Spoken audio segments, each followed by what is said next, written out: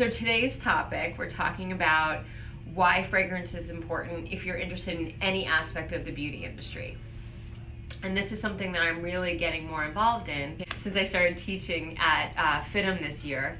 I'm really getting the chance to interact with these amazing students that are focused more on makeup, skincare, hair care. They're really interested in product, but they had never really thought about fragrance. And I love the fact that fragrance is a required course because it does touch every aspect of the beauty industry. A perfumer has touched almost every aspect of your life. Before you even leave your house, your shampoo, your conditioner, your body lotion, your dryer sheet, your obviously your perfume, your hairspray, your makeup, like your lipstick, all of those, the fragrances that are in those products were not by accident. They were carefully thought out.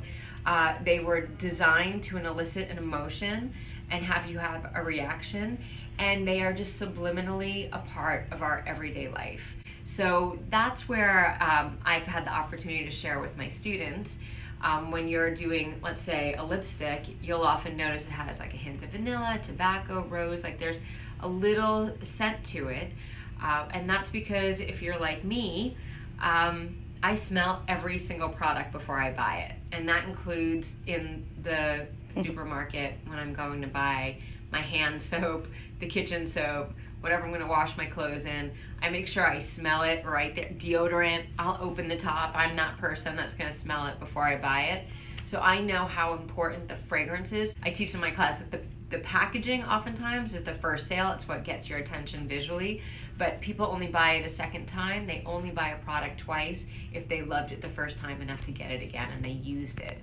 So that's why the scent is such an important piece, because it's that powerful, emotional connection that you make with a product, whatever that product is. So I think that's something that's just been interesting to me, that people don't often think about the fact that a perfumer has touched so many products in their life, even if they're not wearing perfume.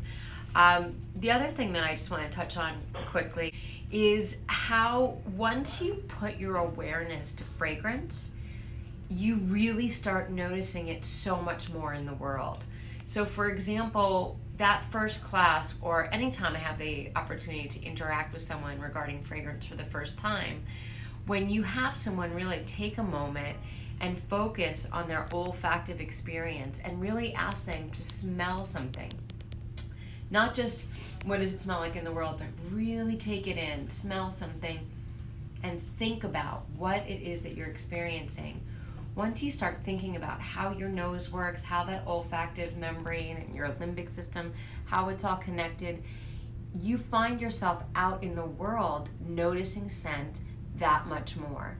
So you don't have to be a trained perfumer. You don't even have to take perfume classes to really increase your fragrance awareness. Wherever you are in the world, it sounds so, I can't believe I'm about to say the most cliche thing ever, but stop and smell the roses, like stop and smell the coffee, stop and smell the deodorant, stop and smell things and really see how it impacts you, how it makes you feel, and then maybe take a minute to think like, wow, what was the designer of this product, whatever it is, what did they have in mind when they designed it? Am I experiencing what they intended?